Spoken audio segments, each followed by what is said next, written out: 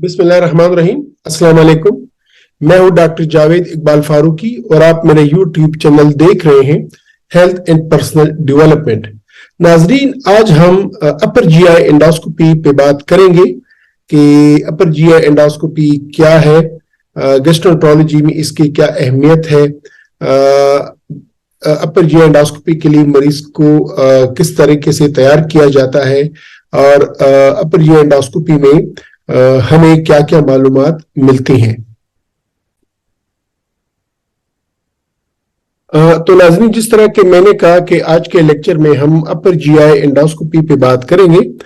आप मेरे पीछे एंडोस्कोपी रूम देख रहे हैं जहां पे हम ये टेस्ट करते हैं। एंडोस्कोपी क्या है, आज हम डिस्कस करेंगे कि एंडोस्कोपी किसे बोलते हैं, एंडोस्कोपी क्या है, एंडोस्कोपी में कहाँ कहाँ का मुआयना किया जाता है, यानी इंसानी जिस्म के किन हिस्सों का मुआयना किया जाता है एंडोस्कोपी में।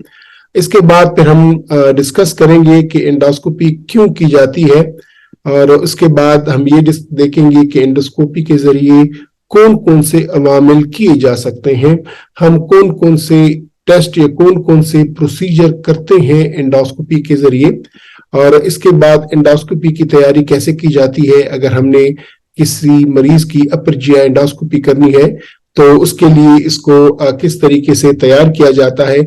इसके बाद जब एंडोस्कोपी का अमल कैसा होता है, इसको हम करते कैसे हैं और एंडोस्कोपी के बाद मरीज को क्या करना चाहिए।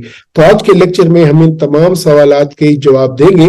और अगर हम किसी मरीज को एडवाइस करते हैं कि हमने आपकी एंडोस्कोपी करनी है तो उसके जहन में ये सवाल आते हैं कि एंडोस्कोपी क्या है, या इसमें मेरे जिस्म के किन किन हिस्सों का मुआयना किया जाएगा, या ये क्यों मुझे डॉक्टर क्यों कह रहा है कि मैं एंडोस्कोपी करूं, और अगर एंडोस्कोपी में करूंगा तो कौन कौन से प्रोसीजर हो सकते हैं, और मैं कैसे अपने आप को तैयार करूं कि मैं एंडोस्कोपी के लिए रेडी हो जाऊं, और एंडोस्कोपी में होगा क्या, डॉक्टर करेगा क्या, और इसके साथ अगर मेरी जब एंडोस्कोपी हो जाती है तो मुझे क्या करना है।